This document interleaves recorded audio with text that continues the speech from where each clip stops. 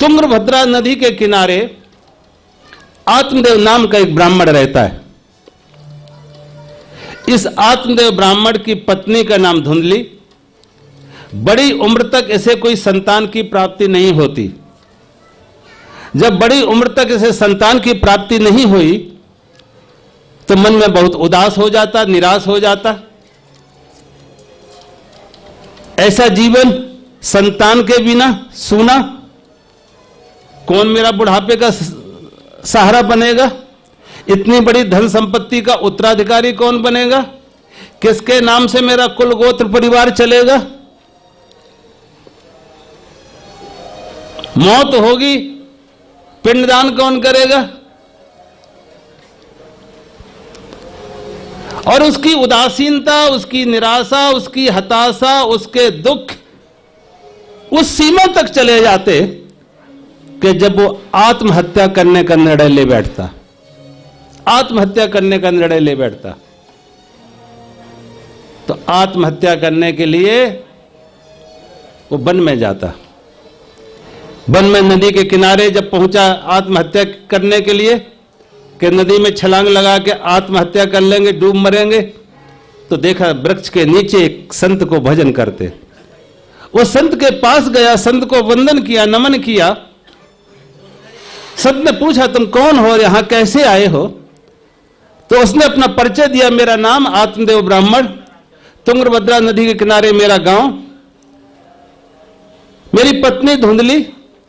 लेकिन मैं इस अवस्था तक, जवानी लगभग जा रही है, बुढ़ापे में कदम पड़ने शुरू हो गए हैं, लेकिन संतान की प्राप्ति ना हुई। ऐसे संतानहीन जीवन से मैं इतना हताश और निराश हो गया कि मैं आत्महत्या करने का निर्णय लेकर आया।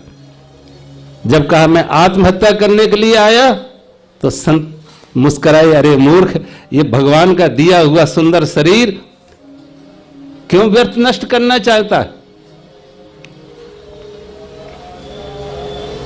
बड़े भाग्य मानस तन पावा, बड़े भाग्य मानस तन पावा, और सुर दुर्लभ सद ग्रंथन गावा।